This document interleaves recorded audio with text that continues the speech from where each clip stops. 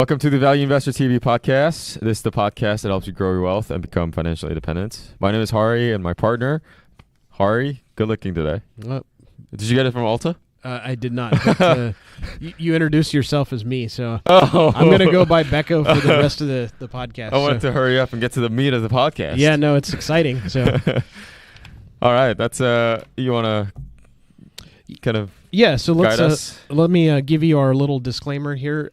We are talking about companies, and we are not making investment decisions for you or giving you investment advice. What we are trying to do is educate you and entertain you on how to understand or how to understand the analysis that we do as value investors. Mm-hmm. We are certainly not the only ones, to offer value investing advice or any other financial advice, but or financial understanding. But ultimately, we don't know your personal financial situation. We are not your financial advisor, so we encourage you to do your own research and talk to your financial advisor regarding your own personal needs. So, yep, great. All right, let's move on to the next part two of Ulta. Yeah. So we had, in the first part, we had talked about the business and kind of established that they were a very strong brand with a very high loyalty. Mm-hmm. But nobody cares how much money you make; it's how much you keep. So, does this moat that they've built, does it translate into higher return on capital? Yeah. I like to kind of paint a little bit more context and kind of take you through their income statement. Let's start with that. So in 2019, they made, the top line revenue, they made $6.7 billion top line, okay?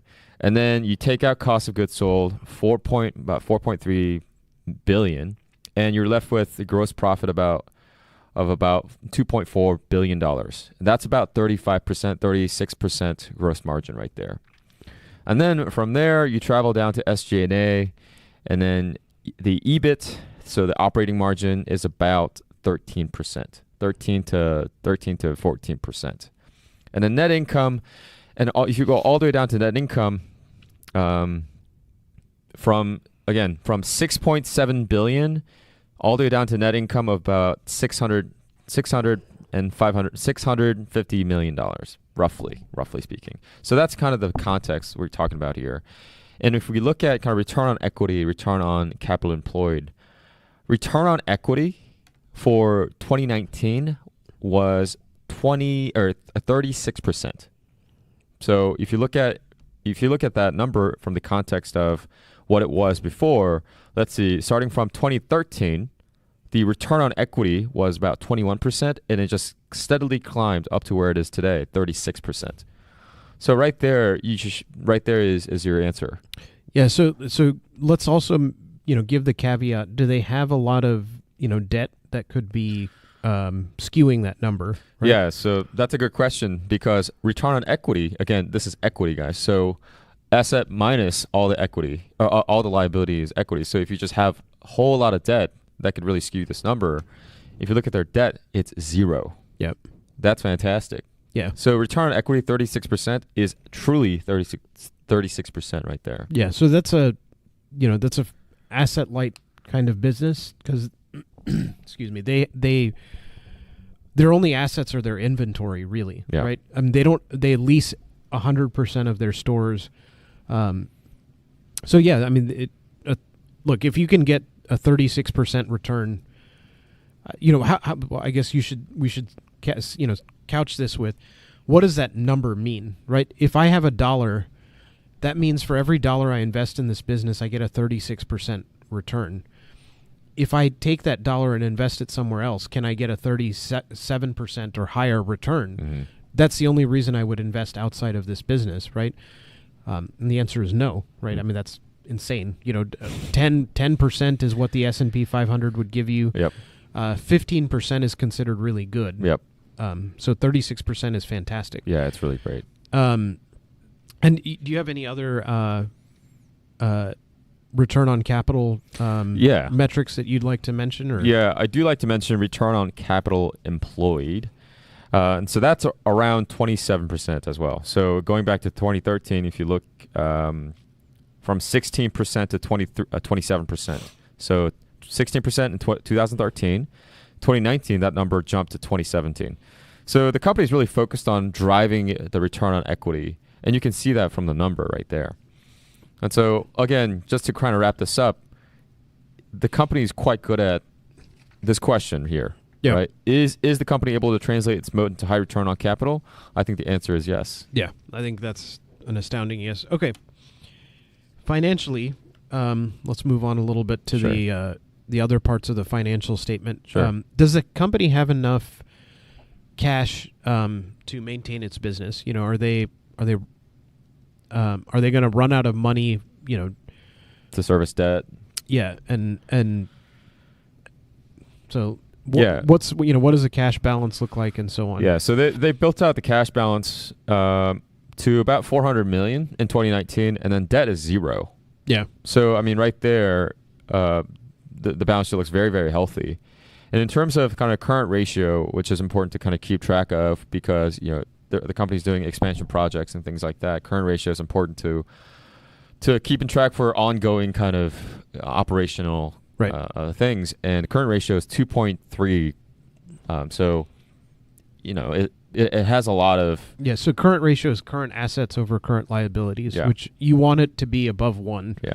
And theirs is twice that. So exactly. And then you can see that they kind of dwindle down from 3.7 to 2.3 from 2014 to 2019. So, they are expanding. They are expanding and expensing their expansion with their cash balance and things like that. So it is going down, but still, it's looking quite healthy. Yep.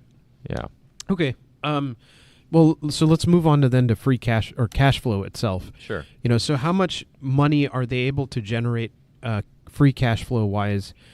So, looking at historically as well as, sure. Yeah. What does that look like? Yeah. So free cash flow, if I take out, so free cash flow is not really clear on their annual report. So you got to make sure you take out the maintenance CapEx, not the entire, CapEx. And if you do that, the free cash flow has been growing for 10 years, 35% annually. That's astounding in and of itself. But if you look at it kind of on a shorter term horizon, 3 years, it's been growing at 55% free cash flow. So I think it's important to remember at the end of 2017, that Tax Cut and Jobs Act eliminated some of the, a big percentage of their income tax. So that helps boost a lot of their company. Yep. So that 55% is obviously not sustainable, but the 30% number is probably closer to where, and, going back to what Charlie Munger said about return on equity and long-term returns of the business, that number, 36%, happens to also be their return on equity. Exactly. So, not that, I mean, that number is going to fluctuate a lot, just like their return on equity did. But, like looking at that, that that cash flow from operations number and free cash flow, it seems to be fairly strong. Yeah. I just want to give you guys the context of what we're talking about. We gave you the ratios, the growth ratios. Let me give you the actual hard numbers. So 2019, the free cash flow that they generated was $900 million. The year before that, in 2018, about $600 million. 2017, $470 million. And if you go all the way back to 2014 rather, $200 million, and so on and so forth. So it's quite strong, and they've been free cash flow positive, since 2010, I think. Yeah. So I think one thing to remember when you have, we've talked about these, businesses. As businesses age, they get to be more and more profitable in terms of free cash flow. So that's why early on in your business life cycle, businesses are spending tons of money, not making anything, with the intent that they would invest to grow, for the future. Ulta is getting into its middle age, so on, where, it's making a lot more money than it needs. Yep. And, the investments that it's made have been very profitable. So I think that's why you're seeing the free cash flow accelerate here. Yep. Because they don't have to put the accelerator down on the growth engine. Yep. The growth is just happening by itself. Yeah. On that note, I want to kind of talk about the stock repurchase programs. Yeah. And so if you look at their annual report, it's very apparent to us that they've been pretty aggressive with buybacks. Mm-hmm. And so if you look at the cash flow statements, they've been really purchasing aggressively since 2013, 2014, around that time. And last year alone, they spent $600 million repurchasing the stock. And so I think you made some comments about that yesterday. You want to tell the audience about the stock repurchase programs? Yeah. So, I think the thing that you want whenever you're looking at a business is, so we had mentioned NVR, right? Yeah. As a couple episodes ago. And NVR was buying back like 5% of their 5 to 10%, depending on their price. You want to look at it from the perspective of Ulta, as we'll talk about when we get to valuation, is very expensive, right? And they're buying back a bunch of their shares, and they're indiscriminate as to when they do the buyback, right? And that's not necessarily a bad thing, but you obviously get more bang for your buck when you buy when it's undervalued than when it's overvalued, right? And it's not necessarily a good use of capital. So, what I would prefer to see, and this is not necessarily like, doesn't kill the deal necessarily for me, but you want to see a company that is constantly buying back when it's undervalued, or being aggressive when it's undervalued, and pulling back the reins when it's overvalued. Yeah. And I don't see that with these guys. They're buying back, and it's kind of a constant thing. And they were more aggressive, I think, partly because the stock price dipped, last year, and maybe that's why they were more aggressive at the time. But they, now that the stock price has kind of come back, they're still being very aggressive with their purchases. Yeah. So exactly. Just to give you a little context about how aggressive they are being with their buyback. Let me see. Here we go. Yeah. So on March 12, 2019, the company board of directors approved a new share purchase authorization of $875 million. So since 2014, Ulta Beauty has returned $1.5 billion through share repurchase program. Right. So they're quite aggressive with that. Yeah, but it still only represents about 6 or 7% of their current market cap, right? Yeah. Whereas when you look at an NVIDIA, or I'm sorry, not NVIDIA, NVR, they were actually buying back that amount every year. Yeah. So if you're looking at this as is this a share price cannibal, right? Are they buying back their shares aggressively? They're not there yet. I mean, they're not cheap enough for them to make that, that free cash flow to translate into huge, amount, because their free cash flow, even at this, is less than 5% of their market cap every year. Yeah. Right. So their free cash flow yield, which is the free cash flow divided by the market cap, is less than 5%. That's, that tells you that you would want that number to be more like 10%. Yeah. Right? That's when it's undervalued. Yeah. Okay. All right. Let's talk a little bit about management for a second here, and is management properly incentivized to protect shareholders' interests? So are they aligned with the shareholders, I guess? Yeah. Obviously, as with any large public companies, their compensation plan is split between stock-based compensation and cash. Yeah. And for the executive pay, the kind of the performance they look at EBIT, which is, we talked about in the previous episodes. I think we talked about it in Skechers or something like that. I don't remember exactly, but EBIT is a target that they're kind of looking after. And this is important because, the board of directors could say, forget about EBIT, forget about profit margins, just growth. And that's not something that we look for in companies. And EBIT is a better measurement for sure. Right. And it's better than net income, because they don't control their tax rates, right? That's the government that controls those. So, Yeah. So you would want to see, I think that's the right metric for almost every business to look at. Yeah. And incentivization, to have skin in the game, I think that's a yes. The stock war programs, let's just give you this right here. So the chief executive in 2017 took home $7.5 million. And let's see. Yeah. The compensation plan, stock awards, option awards, non-equity incentive plan compensation, they trump the base salary. The base salary is $1 million. They're taking home $7 million home. And then a lot of it has to do with their performance. And so skin in the game, absolutely yes. Yep. Yeah. Okay. It's not the ideal setup. Like, this company was founded by this person, all that. Right. But she's a hired gun. But at the end of the day, I think the incentivization is still there. Yeah, no, she has a kind of a weird history too. It's not really in this space. Yeah. Like she was at U.S. Cellular. Yep. And then McDonald's before that. Yeah. Not necessarily bad. Yeah. I think she's done a very good job with the company. Yeah. We're talking about Mary Dillon is the name of the CEO. Mm-hmm. She's done a very good job with the company, but I often wonder, she was already on she landed on a snowball that was already rolling downhill, right? It's true. So, and in a lot of cases, management doesn't really steer the company in this case. So, it comes down to the question that we were asking before: are they handling the shareholder profits, right? The free cash flow in a shareholder friendly way? And we talked a little bit about the buyback program.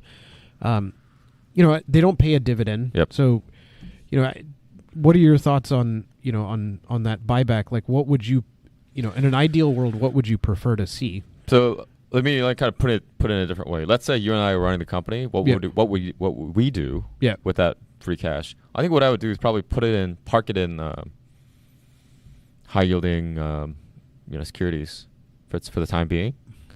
I think that's the best use of the capital. Yeah, accumulate it until the stock price drops, right? That's what I would do. And then when it does, you just go and buy just a whole bunch of it. And then Yeah. I to me that would be the right answer. Like, let's not put it in directly back into the buyback, because there's going to be a time when a recession hits or something, stock price tanks, and you just walk in and clean out. It's actually, if you look at it that way, it's also very good for the shareholders, right? Yeah. When the stock price dips, you're there to support, the price. Right. It's not going to fall infinitely. Yeah, I think that, to me, that is the better use of capital. Then that, I don't agree with dividends on principle. Like, that's... Especially for a growing company like this. Yeah, for a growing company like this, you have excess capital. You could pay a dividend, but a dividend is dumb, right? In almost every scenario, a dividend is dumb. Yeah. And I know that attracts a lot of institutional investors and people who are, retirees. Oh, I need an income. Well, if you need an income, just sell some of the shares. I don't understand your dividend is going to get taxed at the highest higher rate. level, yeah. So, all right. Exactly. You'll stop being crotchety. So is management open and honest? Do you see any red flags there about how they talk? Yeah, on that question, I don't see any red flags, glaring red flags.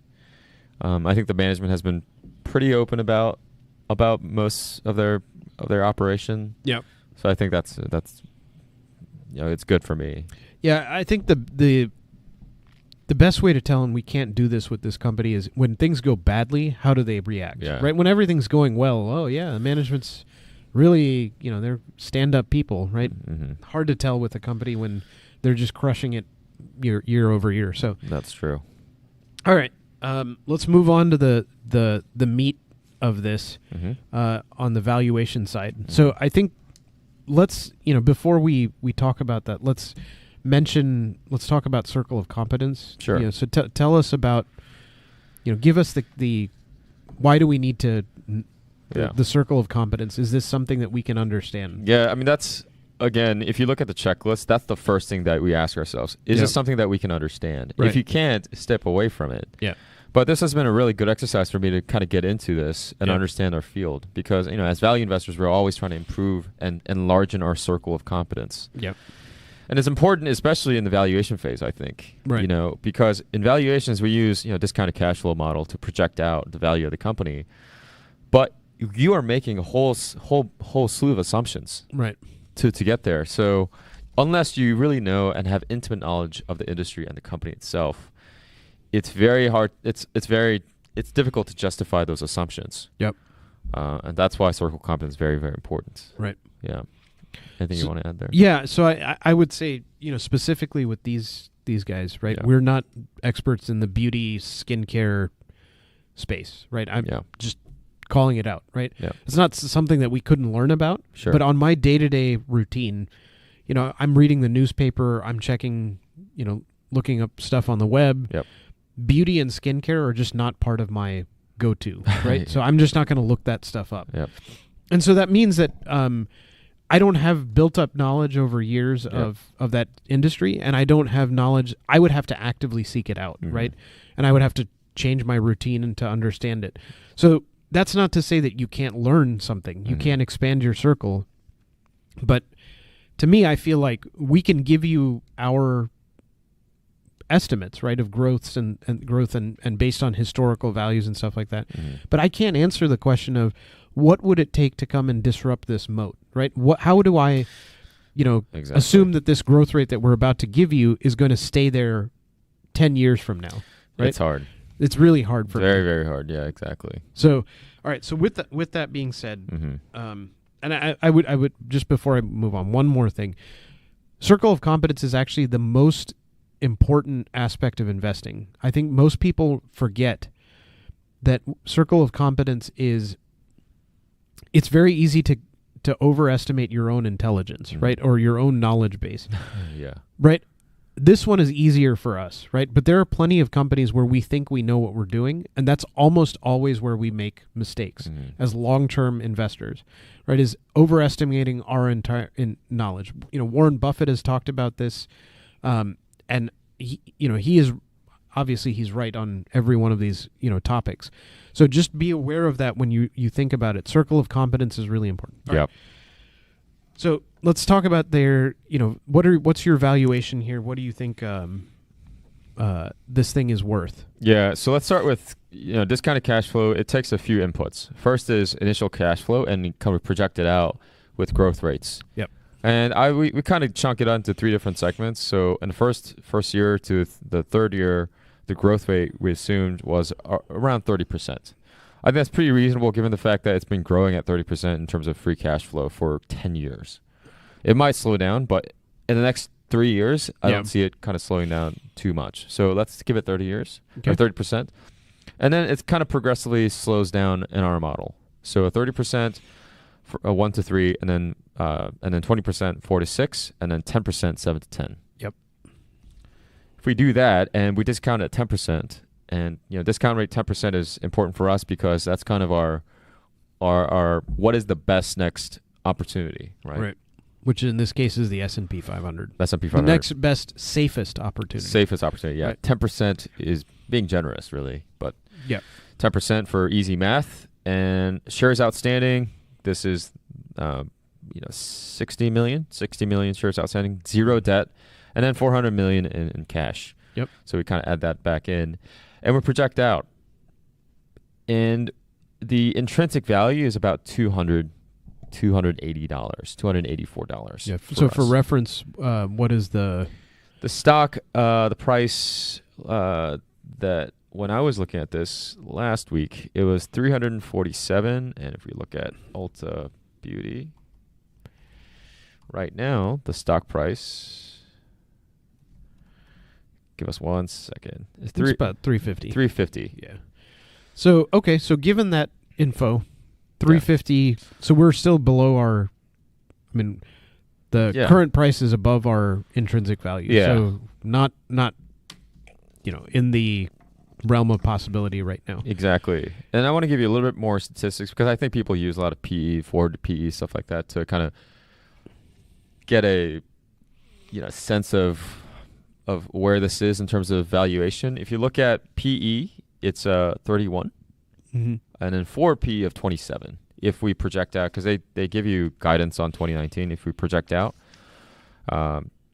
it's still expensive. Yeah, EPS of 10 currently, and forward EPS of 12.75 cents for PE. If you do the math, 31 for current PE, past 12 trailing 12 months. Yeah. Sorry, and then forward PE of 27. Yeah. So given that, it doesn't sound like there's a margin of safety. I mean, even if the stock were trading at $280, right, it would still be too expensive for us to. Yeah. So give us a very aggressive kind of growth. Yeah. Going forward, what would that look like? Yeah, I think for this price to be justifiable for our end, with enough cushion and everything, you would have to grow at 30% for next 10 years. Right. I mean, that's the kind of growth that we want to achieve, that you need to achieve for this price to be justified. If you do 30% growth rate for the next 10 years, given this initial cash flow, the intrinsic value comes down to about 427, which is below the current price. Let's do a little math here, and let's just say, even if we kind of tone it down, the company has to grow at the growth rate of 30% for 6 years, and then again at 20% for the last 3 years. So set from 7th to 10th, that would be right at the level of where the current price is in terms of intrinsic value. Yeah. So I mean, just looking at it, look, a price to earnings of 30 is difficult to swallow, right? Yeah. And I think where we would also see this is in the event that they had a significant drop in their share price. Yep. And then they went and did an aggressive share buyback, like NVR does, right? Yep. NVR grows at like 8% a year, but their free cash flow per share growing at like 30% a year because of that aggressive buyback. Right? So that is where I would be most interested in a company like this, is if I know you have a sustainable moat, which I think they do, and you're not growing as fast, but you're generating a lot of free cash flow, and then you take that free cash flow and buy back a ton of shares. Yeah. That to me is where this would be interesting, because right now this share price is expensive. They're at the stage in their life cycle where growth is not going to be the big driver for them. They're going to be generating a lot of cash. They're certainly not in decline or anything like that. Yeah. They'll continue to grow at above, more than inflation, I would say, for a long time. For sure. But they need to be, more reasonably priced for that buyback to actually matter. Yeah. Yeah. I think the CEO fully recognizes that. And that's why as soon as she got on board in 2013, she instituted the buyback program, and she's been really aggressive with it. I don't disagree, but I think she's done it incorrectly, right? Just buying it at when your PE is 30, I mean, is essentially like buying 50 cents for $1. Yeah, right? kind of throwing the money out. Yeah. She's spending money in it, and this is not just her; it's the board and all that. Exactly. Too, so. There's a lot of pressure from outside. Yeah. So, all right. Well, I think we covered everything on our checklist. Kind of talked through that. I think this is a very interesting company. I've learned, quite a lot about, how well they are run. They're quite very well run business, but not necessarily. Not every good business is a good investment, right? So. Exactly. Yeah. But I would say this though, something to keep on our checklist for sure. Yeah.